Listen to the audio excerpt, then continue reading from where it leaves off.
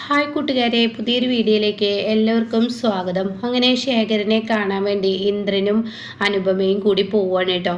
അങ്ങനെ അവർ ആ വരാന്തയിൽ എത്താണ്. ആ സമയമാണ് കേട്ടോ അങ്ങോട്ടേക്ക് ധനൻ ആ റൂമിൽ നിന്നും പുറത്തിറങ്ങുന്നത്. അപ്പോൾ ധനൻ ചോദിക്കുകയാണ്, ആഹാ ഇതിപ്പോൾ ആര്, നിങ്ങളെന്താ ഈ വഴിക്ക് വന്നിരിക്കുന്നത്, ഇവിടെ ആരെങ്കിലും നിങ്ങളുടെ അഡ്മിറ്റ് ഉണ്ടോ എന്ന് ചോദിക്കുകയാണ്. അത് കേട്ടോടെ തന്നെ ഇന്ദ്രൻ പറയുന്നത്, ഇല്ല, ഞങ്ങൾ ഡോക്ടറെ കാണാൻ വേണ്ടി വന്നിരിക്കുകയാണ്, റിപ്പോർട്ട് കാണിക്കാൻ വേണ്ടി ഡോക്ടർ റൗണ്ട്സിന് പോയി എന്ന് പറഞ്ഞു, അപ്പോൾ ഈ വഴിക്ക് ഇറങ്ങിയതാണെന്ന് പറയും കേട്ടോ. അല്ല, എൻ്റെ ധനേട്ടൻ ഇവിടെ എന്ന് അപ്പോഴേക്കും അനുപമ ചോദിക്കുക.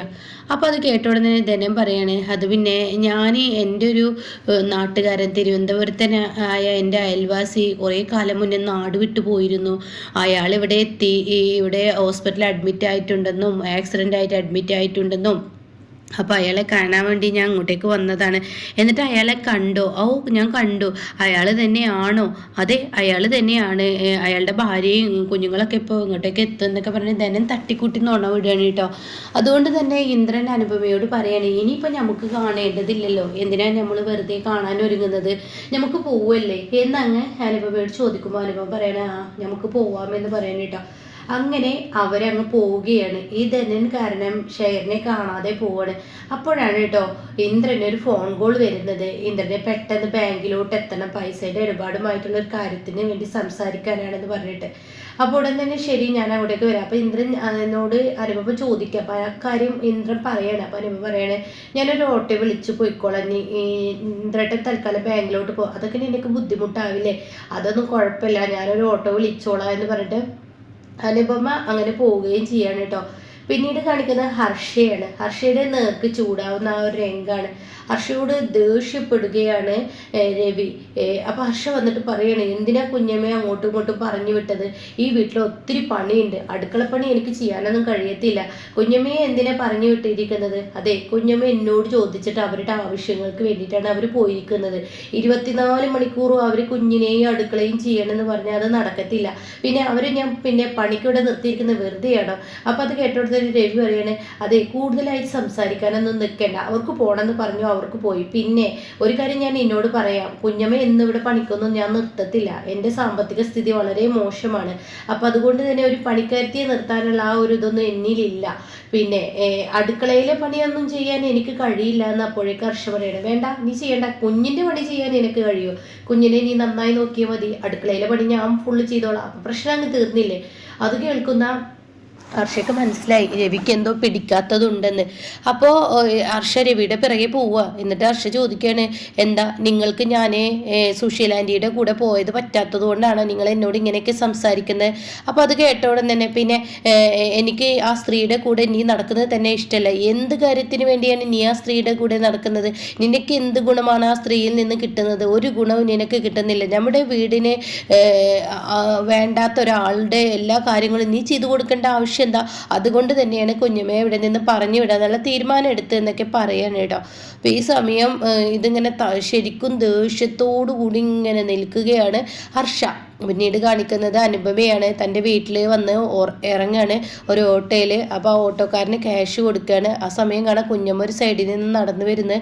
അപ്പോൾ അനുപമ ഓട്ടോ പറഞ്ഞയച്ചിട്ട് പെട്ടെന്ന് തൻ്റെ വീട്ടിലോട്ട് കയറാൻ ഒരുങ്ങുമ്പോഴേക്കും കുഞ്ഞമ്മ അനുപമയെ എന്ന് പറഞ്ഞ് വിളിക്കുകയാണ്. ആഹാ, ഇത് നല്ല കാഴ്ച, കുഞ്ഞമ്മ വന്നല്ലോ എന്ന് പറഞ്ഞിട്ട് കുഞ്ഞമ്മയുടെ അരികിലോട്ട് എത്തുമ്പോൾ ഉടനെ തന്നെ കുഞ്ഞമ്മ പറയാം, വാ മോളെ, വാ നമുക്ക് വീട്ടിലോട്ട് പോവാ എന്ന് അനുപമ പറയാണ്. അത് കേട്ടോടെ തന്നെ, വേണ്ട, വീട്ടിൽ പോകണ്ട, നിന്നെ കാണാൻ വേണ്ടിയാണ് ഞാൻ വന്നത്, ഇന്ദ്രനെയും എനിക്കൊരു അത്യാവശ്യ കാര്യം നിങ്ങളോട് പറയാനുണ്ട്, അത് മാറി നിന്ന് പറയണം, നീ വാ എന്ന് പറഞ്ഞിട്ട് മാറി നിൽക്കുകയാണ്.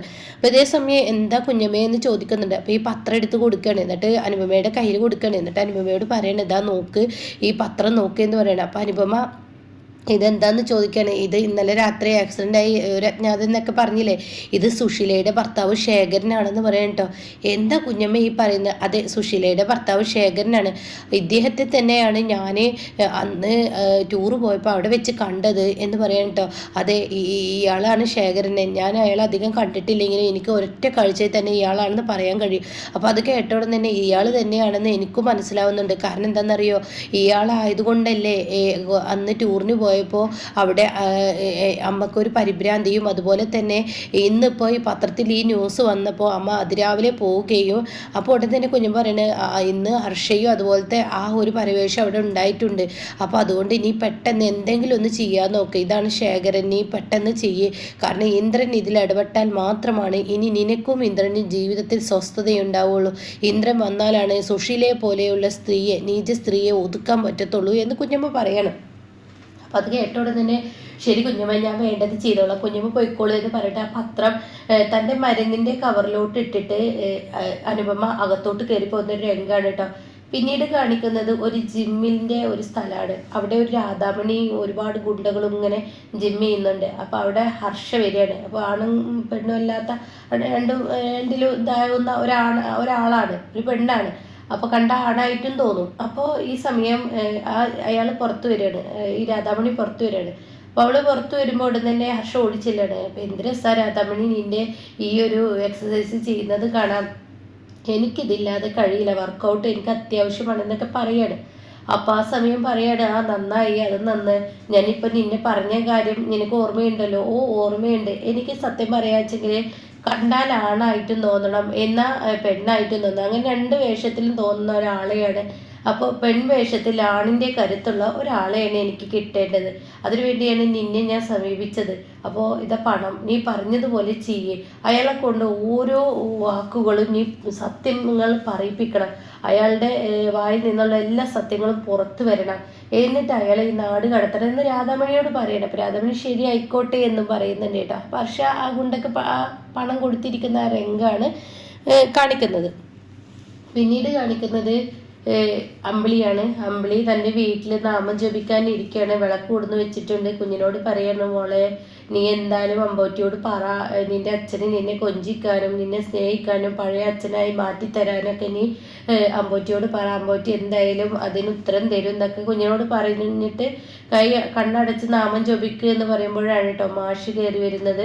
മാഷിനെ കാണുന്നതിനോട് കൂടി കുഞ്ഞ് പറയാം, മുത്തശ്ശൻ അതാ വരുന്നത് എന്ന് പറയാണ്. അപ്പോൾ ആ സമയം അമ്പിളി പെട്ടെന്ന് എണീക്കുകയാണ്. അപ്പോൾ മാഷ് കയറി വരികയാണ്. അങ്ങനെ ആ മക്കളെ നിങ്ങൾ നാമം ജപിക്കായിരുന്നതിലേ കയറി വാ എന്നൊക്കെ പറഞ്ഞിട്ട് ഇങ്ങനെ അകത്തോട്ട് കയറി വരികയാണ്. അങ്ങനെ മിഠായിയൊക്കെ കുഞ്ഞിൻ്റെ കയ്യിൽ കൊടുത്ത് അവരങ്ങനെ ഒരു സൈഡിലോട്ട് പോവുകയാണ് കേട്ടോ.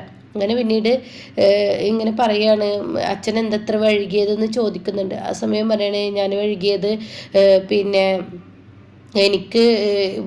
എനിക്ക് വരാൻ പറ്റിയില്ല. ഞാൻ അമ്പലത്തിൽ നിന്ന് വരുന്ന വഴിക്ക് ഒരു സംഭവം ഉണ്ടായി മോളെ. ഒരാളെ യാദൃശികമായി വഴിയിൽ വെച്ച് കണ്ട്, എൻ്റെ പ്രായമുള്ള ഒരാൾ തന്നെയാണ്. അയാളെ കണ്ടപ്പോൾ, ആക്സിഡൻ്റായി കിടക്കുന്നത് കണ്ടപ്പോൾ ഞാനും ദാസും കൂടി അയാളെ ഹോസ്പിറ്റലാക്കുകയും അവിടെ നിൽക്കേണ്ടി വരികയൊക്കെ ചെയ്തു. അങ്ങനെ ഒരു സംഭവം ഉണ്ടായി, അതുകൊണ്ട് അവിടെ നിന്നു എന്നൊക്കെ പറയാണ്. അല്ല രഘു എവിടെയെന്ന് ചോദിക്കുമ്പോൾ, അങ്ങേര് അവിടെയുണ്ട്. എന്താ നീ ഇങ്ങനെ സംസാരിക്കുന്നത്? അങ്ങേർക്ക് ഇത് തന്നെയല്ലേ പണി, കുടിയും മദ്യവും, അയാൾ പോയ ലെവലാണെന്ന് പറയട്ടോ. ഈ സമയം അങ്ങനെ അങ്ങ് പോയ ലെവലെന്ന് പറഞ്ഞിട്ട് തള്ളാനൊന്നും പറ്റില്ലല്ലോ. നീ രഘുവിനോട് ചെന്ന് പറ, ഞാൻ കുളിച്ച് വരുമ്പോഴേക്കും അവനോട് പെട്ടെന്ന് കുളിച്ച് ഭക്ഷണം കഴിക്കാനിരിക്കാൻ. അയ്യോ അത് രഘുവേട്ടൻ വരുമെന്ന് എനിക്ക് തോന്നുന്നില്ല അച്ഛ, പഴയ ലെവലൊന്നല്ല. അപ്പോൾ അവൻ്റെ ഇപ്പോഴത്തെ പ്രശ്നം എന്താണ്? അത് അങ്ങേരെ അങ്ങോട്ടേക്ക് വിളിക്കുകയോ അവൾ ഇങ്ങോട്ടേക്ക് വിളിക്കുകയോ എന്തോന്ന് സംഭവം ഉണ്ടായിട്ടുണ്ട്. അതിൽ അങ്ങേരെ വിഷമിപ്പിക്കുന്ന എന്തോ ഒരു കാര്യം നടന്നിട്ടുണ്ട്. ഇതെങ്ങനെ നീ അറിഞ്ഞു? അത് അങ്ങേര് മദ്യപിച്ച് വെളിവില്ലാതെ നടക്കുന്നത് കൊണ്ട് എനിക്കറിയാൻ പറ്റി, അല്ലെങ്കിൽ എനിക്കറിയാൻ പറ്റില്ല. അപ്പോൾ അതുകൊണ്ട് അങ്ങേരുടെ മനസ്സിലൊരു വിഷമം വേറെന്തോ കയറിയിട്ടുണ്ട്. ഈശ്വര, ഞാൻ ഈ പണം കൊടുത്തത് അവൻ്റെ വിഷമം മാറിക്കോട്ടെ എന്ന് കരുതി, എന്നിട്ടിപ്പോൾ എന്താ ഉണ്ടായത്? അതും മാറുന്നില്ലല്ലോ, വല്ലാത്തൊരു വിധി തന്നെ എന്നൊക്കെ ഇങ്ങനെ പറയുന്നുണ്ട് കേട്ടോ. ആ സമയം എന്തായാലും നീ ചെന്ന് വിളിക്കുമെന്ന് പറയണം. അങ്ങനെ രഘുവിൻ്റെ അരികിലോട്ട് പോവാണ്. രഘുട്ടെ എണീറ്റ് എന്നൊക്കെ പറഞ്ഞ് വിളിക്കുമ്പോൾ രഘു പറയും, നീ ഒന്ന് പോകുമെന്ന് പറയാണ്. അമ്പിളി മനുഷ്യൻ്റെ സ്വസ്ഥതയോട് കൂടി ഉറങ്ങാൻ സമയമൊക്കെ, രഘുട്ടെ അച്ഛൻ വന്നിട്ടുണ്ട്, അച്ഛൻ വിളിക്കുന്ന, എണീക്കെന്ന് പറയുമ്പോൾ നീ ഒന്ന് പോവാം അമ്പിളി, മനുഷ്യനെ ഉറങ്ങാൻ സമ്മതിക്കാന്ന് പറഞ്ഞ് വീണ്ടും തട്ടാൻ. രഘുട്ടെ എണീക്ക്, അച്ഛൻ വന്നിട്ടുണ്ട്, നിങ്ങളെ കാത്തിരിക്കുന്ന അമ്മാവനാണ്. ആ അമ്മാവൻ നിങ്ങൾക്ക് വേണ്ടിയാണ്. നീ നിൻ്റെ പണിയൊക്കെ ഞാനും എൻ്റെ മോളും നിങ്ങൾക്ക് എന്ത് ചെയ്താലും പ്രശ്നങ്ങൾ തന്നെയാണെന്ന് എനിക്കറിയാം. പക്ഷേ നിങ്ങൾക്ക് നിങ്ങളുടെ അമ്മാവനോടൊരു കൂറുണ്ടല്ലോ. ആ അമ്മാവൻ വിളിക്കുമ്പോൾ അമ്മാവൻ വന്നെന്നോ? എന്താ ഈ പറയുന്നത്? അതന്നെയല്ലേ നിങ്ങളോട് പറഞ്ഞത്. അതെ, വിളിക്കുന്നുണ്ട് അമ്മാവൻ എന്ന് പറയണേ കേട്ടോ. ശരി ഞാൻ വരാമെന്ന് പറയണേ. എന്നാൽ എണീറ്റ് വാ എന്ന് പറയണേ.